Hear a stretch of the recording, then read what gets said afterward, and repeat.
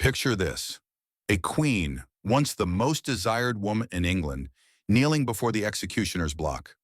Her crime? The king who once moved heaven and earth to marry her now wanted her dead. This isn't fiction.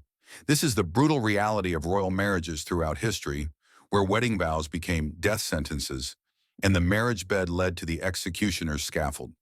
Today we're diving into the darkest chapter of royal history: marriages that ended not in divorce courts, but in blood, poison, and calculated murder. Because sometimes the person sleeping beside you on the throne was plotting your destruction. Anne Boleyn, the queen who lost her head. Let's begin with perhaps the most infamous royal marriage in history. The year was 1533. Henry VIII had torn England from the Catholic Church, risked civil war, and destroyed alliances, all to marry Anne Boleyn. She was witty, educated, French-polished, and utterly captivating. Henry was obsessed. He wrote her love letters, promised her the world, made her Queen of England. But here's where fairy tales turn into nightmares. 3 years later, Anne Boleyn walked toward Tower Green, her hands trembling as she addressed the crowd. The king who had rewritten the laws of God to possess her had now condemned her to death. The charges? Adultery with 5 men, including her own brother. Treason, witchcraft. Were the charges true? Almost certainly not. Court records show the dates of her supposed affairs were often impossible. She was elsewhere, pregnant, or the accused men were in different cities entirely. But Henry had grown tired of Anne. She had given him a daughter, not the son he craved. She was sharp-tongued, political, dangerous, and Henry had already chosen her replacement. The night before her execution, Anne reportedly laughed hysterically, joking about her little neck. Some historians believe she was in shock.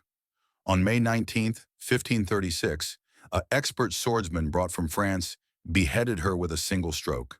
Henry was betrothed to Jane Seymour the very next day. Think about that. The woman he had pursued for 7 years was dead, and within 24 hours he was planning his next wedding. This wasn't just betrayal. This was erasure. But Henry wasn't done destroying wives. Enter Catherine Howard, Anne Boleyn's young cousin. She was probably only 17 when Henry, now obese and diseased, became infatuated with her. He called her his rose without a thorn. He showered her with jewels and lands. He was in his 50s. She was barely more than a child. The marriage was doomed from the start. Catherine had been raised in a chaotic household where teenage girls received little supervision and plenty of male attention. Before her marriage to the king, she had been romantically involved with at least 2 men. And here's where the story turns tragic. After marrying Henry, she likely resumed a relationship with Thomas Culpeper, one of the king's favorites. Was it love? Desperation? A teenager trapped in marriage to an aging, increasingly paranoid tyrant seeking comfort? We'll never know for certain. What we do know is this. In 1541, the truth emerged. Letters were discovered. Witnesses testified. The evidence was damning. Henry VIII was devastated, but devastation in a Tudor king quickly turns to rage. Catherine was arrested, questioned, and condemned. On February 13, 1542, she was dragged screaming to the block. Legend says she practiced laying her head on the execution block the night before, wanting to die with dignity. She was approximately 19 years old. 2 of Henry's 6 wives beheaded, both named Catherine or Anne, both guilty primarily of failing to provide a male heir and losing the king's interest. The pattern is chilling. Peter III and Catherine the Great, the coup in the marriage bed. Let's travel to 18th century Russia, where royal marriage became a literal battlefield. Grand Duke Peter and Princess Sophie of Anhalt-Zerbst were married in 1745. Sophie converted to Russian Orthodoxy, took the name Catherine, and tried to be a good wife.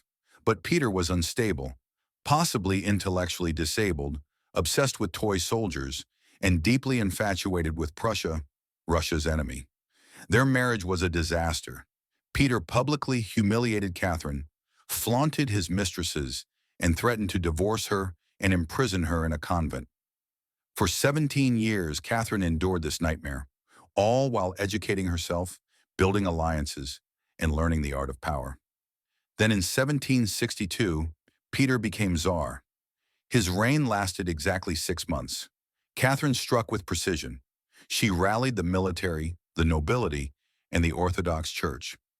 On July 9th, 1762, while Peter was away from the capital, Catherine staged a coup. The guards swore allegiance to her. The church blessed her. Peter returned to find his wife now ruled Russia, and he was under arrest. Within days, Peter III was dead. The official story, he died from hemorrhoidal colic during a drunken brawl with his guards. The reality? He was almost certainly murdered, likely strangled by Alexei Orlov, one of Catherine's supporters and possibly her lover. Catherine claimed she had no knowledge of the murder plot, that it happened without her consent. But she made no effort to punish the killers. She didn't even investigate. Instead, she ruled Russia for 34 years as one of its greatest monarchs. Her husband's body was displayed with a high collar to hide the strangulation marks. Juan and Juana, love, madness, and a corpse. But perhaps no royal marriage descended into darker territory than that of Juana of Castile and Philip the Handsome. They married in 1496, and initially it seemed promising. Juana fell desperately, obsessively in love with her handsome husband. They had 6 children, but Philip was unfaithful, politically ambitious, and increasingly cruel. He weaponized Juana's jealousy, flaunted his affairs, and when she protested, he and her father began spreading rumors that she was insane. Was Juana mad, or was she a woman driven to the edge by betrayal and gaslighting before the term even existed? In 1506, Philip died suddenly at age 28, possibly from typhoid fever, though poison was suspected. And here's where the story becomes Gothic horror. Juana refused to bury him. She had Philip's coffin opened repeatedly to gaze upon his decomposing body. She traveled across Spain with his corpse, stopping only at monasteries where no women lived because she was still jealous of any woman near him, even in death.